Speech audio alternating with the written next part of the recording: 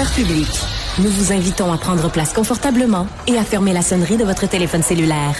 En cas d'incident, veuillez repérer les sorties de secours les plus près de vous. Bon divertissement. 1, 2, 1, 2. OK, c'est bon, on peut y aller. Sophie Durocher.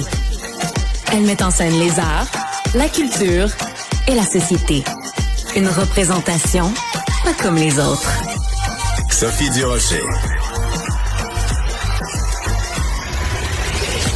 Bonjour tout le monde, j'espère que vous allez bien. Ben oui, on a de la broue dans le toupette. Ben oui, dans le toupette. Moi, habituellement, je dis la frange, mais Benoît Dutrisac, lui, il appelle ça un toupette. On va commencer tout de suite l'émission parce que vous avez sûrement entendu dire que en France, on en est au balbutiement. C'est les tout débuts de l'aide médicale à mourir après un immense débat, un débat de société très différent du débat de société qu'il y a pu y avoir ici au Québec à ce même sujet-là. Et justement, il y a quelqu'un au Québec, c'est Jonathan Marchand, défenseur des droits des personnes handicapées. On l'a souvent reçu à l'émission ici à Cube. Il a décidé de s'adresser aux Français en leur disant, écoutez, vous commencez, vous, le processus de l'aide médicale à mourir. Nous, on l'a fait, ça fait depuis 10 ans maintenant, mais il y a des possibilités de dérive. Donc, on va parler à Monsieur Marchand à l'instant. Jonathan, bonjour. Bonjour, Madame Durocher. Bonjour Jonathan, c'est toujours un plaisir de vous parler parce que vous êtes un ardent défenseur des droits des personnes handicapées. Peut-être rappeler à tout le monde pourquoi si souvent on s'est parlé, vous et moi, pour défendre les droits des personnes handicapées. C'est quoi le droit que vous défendez le plus, Jonathan? Ben moi, c'est le droit de vivre dans la communauté pour les personnes handicapées. On s'est parlé à plusieurs reprises pour ça. J'ai passé 10 ans en CHSLD. On s'est parlé aussi pendant puis après ma libération conditionnelle du CHSLD. Puis aujourd'hui, je vis dans la communauté. On a déjà parlé d'aide à mourir, je crois aussi. Oui, absolument. Alors c'est important là pour les gens qui nous écoutent à la télévision et qui voient la résidence, l'endroit où vous habitez. Vous n'êtes plus en CHSLD. Vous avez considéré pendant très longtemps que c'était pas un milieu de vie adéquat. En fait, c'était pas un milieu de vie du tout approprié pour vous. Oui, c'est ça. Pour les personnes handicapées, je pense que le premier choix, ce serait de vivre dans la communauté, comme tout le monde, dans le milieu ordinaire, comme tous les autres citoyens. Puis ça devrait être un droit humain de vivre dans la communauté, pas en ségrégation dans des institutions. Aujourd'hui, je suis dans un appartement privatif, comme tout le monde. Je suis pas en résidence et aujourd'hui, c'est moi qui est maître de ma propre vie. C'est moi qui contrôle qu'est-ce qui se passe, comment ma vie se déroule. C'est moi qui choisis mes assistants. J'engage une équipe de 10 personnes qui viennent à temps partiel m'aider jour, soir, nuit. Donc, c'est moi l'employeur. C'est comme une petite entreprise. Donc, je suis vraiment indépendant et je peux participer et contribuer à la société comme tout le monde. Absolument. C'était important pour moi de commencer en rappelant le combat que vous avez fait, parce qu'il y a sûrement des gens qui se rappellent de vous. Vous étiez à un moment donné carrément enchaîné devant l'Assemblée nationale. Bref, ça avait marqué les esprits parce que vous revendiquiez ce droit-là à la dignité. Donc, maintenant qu'on a réétabli bien qui vous êtes et ce pourquoi vous vous battez, Jonathan, expliquez-nous pourquoi vous avez trouvé ça important de faire une vidéo et d'envoyer une lettre, entre guillemets, aux Français pour les prévenir contre les dérapages ou les dérives possibles de l'aide médicale à mourir. Moi, parce que ça a été introduit, cette notion-là. Ça l'a passé à l'Assemblée nationale, justement. C'est rendu au Sénat. C'est une mesure, en fait, c'est de l'aide à mourir, comme on a au Québec, mais qui ils vont directement pour le fond du baril, je dirais. Là. parce que les élargissements qu'on a eu au Québec, ça a commencé par les personnes qui étaient mourantes. OK? Puis là, quand on a protesté contre ça, parce qu'on a dit tout de suite, regardez, vous commencez par les mourants, après ça, ça va être nous autres. On nous avait rassuré qu'il n'était pas question que les personnes handicapées allaient être sujettes à cette loi-là. Évidemment, avec les différentes révisions de la loi, maintenant, depuis 2020, on a accès à l'euthanasie au Québec. Et ça vient juste dévaloriser nos vies. En fait, ça vient coder dans la loi qu'il vaut mieux mourir que d'être une personne handicapée. Pour nous, c'est extrêmement discriminatoire parce que pourquoi est-ce qu'on vise seulement les personnes en fin de vie ou qui sont majoritairement des personnes handicapées et les personnes handicapées?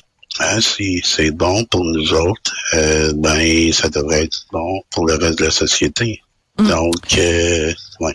Alors, Jonathan, je trouve que c'est important parce que vous utilisez, oui, c'est ça, vous avez besoin d'aide un petit peu pour respirer. Donc, c'est une bouteille d'eau.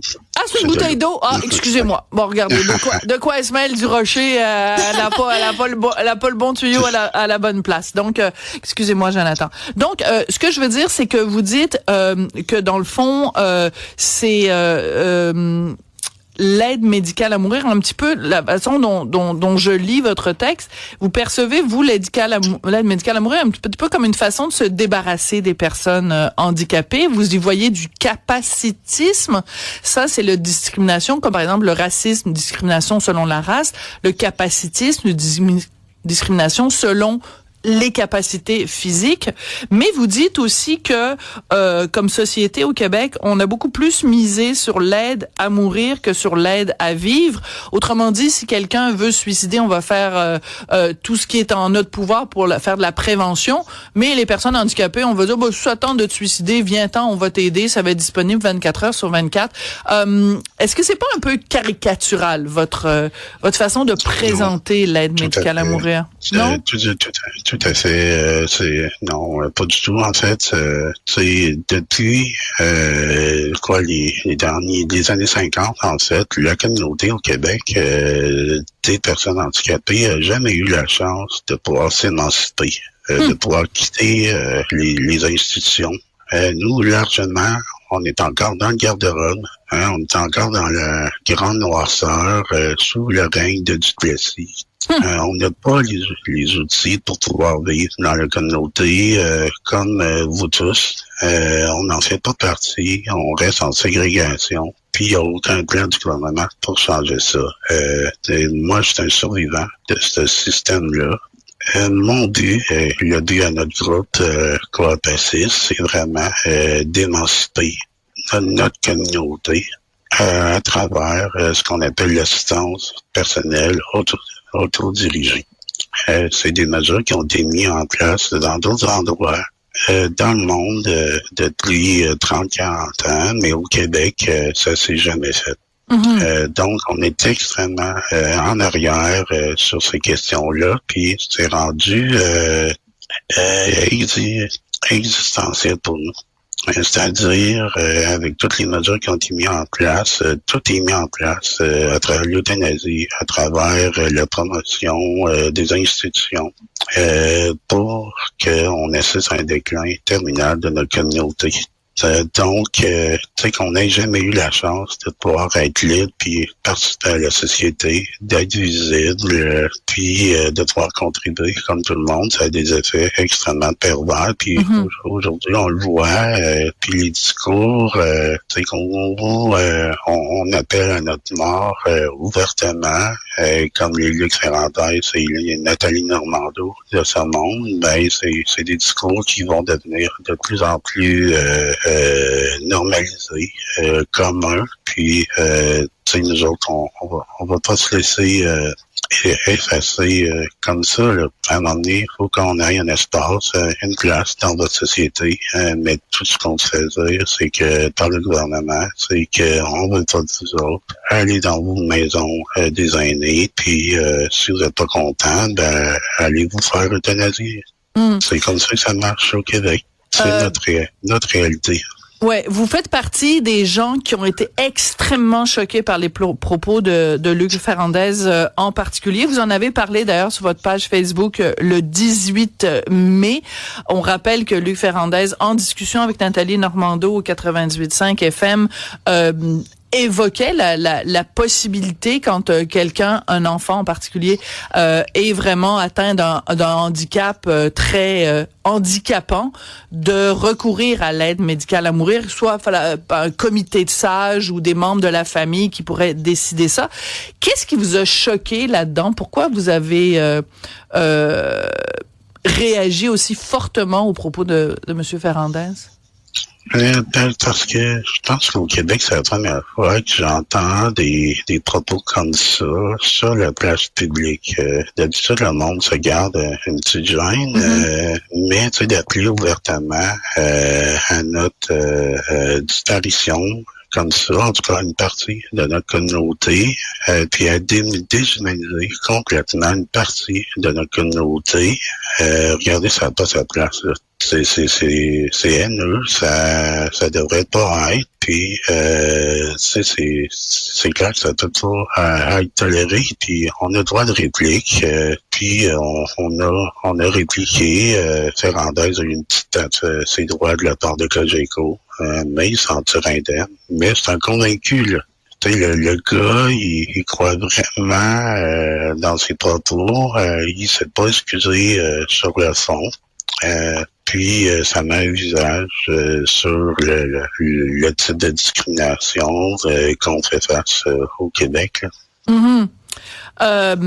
Toute cette discussion-là sur l'aide médicale à mourir, je sais que vous préférez le terme euthanasie, c'est excessivement délicat. Si je comprends bien la longue lettre que vous avez écrite à nos collègues français ou à nos amis français de l'autre bord de l'Atlantique, c'est que ce que vous considérez, c'est que la société québécoise n'a pas assez investi pour aider les personnes handicapées à bien vivre, et que si on avait plus investi là-dedans, ben il y a personne qui aurait le goût d'avoir l'aide médicale à mourir. Autrement dit, est-ce qu'on peut juste améliorer les conditions de vie pour que l'aide médicale à mourir ne soit pas une option que les gens handicapés vont considérer?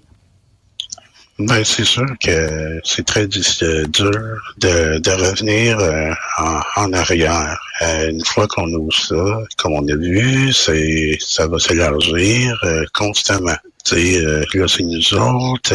Prochainement, bon, ça va être les personnes avec des maladies mentales. Bon, il y a même des discussions pour que les enfants, les mineurs matures puissent y avoir accès. Maintenant, je pense qu'avec la loi, on peut aussi mettre en des mesures qui sont anti-discriminatoires. C'est-à-dire qu'il y a eu un projet de loi, bon, sur l'aide médicale à mourir, moi, que je considère comme étant discriminatoire, mais on peut avoir aussi un contrepoids avec ça qui viendrait garantir une aide à la vie pour les personnes handicapées avec des incapacités sévères, un droit de vivre dans la communauté avec les services. Et ça viendrait changer un peu la donne, là, parce que au Québec, c'est un droit de vivre dans un CHSLD. Le gouvernement n'a pas le choix d'offrir ses services de dernier recours. C'est pour ça que tout l'argent, ou presque, va dans ces services-là. Mais ce n'est pas un droit d'avoir les services pour vivre chez soi, dans la communauté. Donc, on peut changer ça avec la loi. Donc, c'est la prochaine étape pour nous autres, là. D'accord. Ben, en tout cas, ça fait plusieurs fois qu'on se parle, Jonathan. On s'est parlé plusieurs fois quand vous étiez résident contre votre gré, en fait, en CHSLD. Vous nous avez parlé à plusieurs reprises à quel point c'était humiliant, à quel point c'était pas un milieu de vie qui était acceptable pour vous. Vous pouvez pas savoir le bonheur que ça me procure de vous voir aujourd'hui chez vous, dans votre résidence. C'est vous qui prenez les décisions, qui choisissez la couleur des rideaux, la décoration sur les murs, les personnes qui rentrent dans votre intimité. Vraiment, Jonathan, ça fait des années qu'on se parle. C'est la première fois que je vous vois aussi heureux. Puis moi, ça me remplit de bonheur de voir que vous êtes enfin chez vous et que ça se passe bien pour vous. Donc, je vous remercie pour ça. Ben, merci.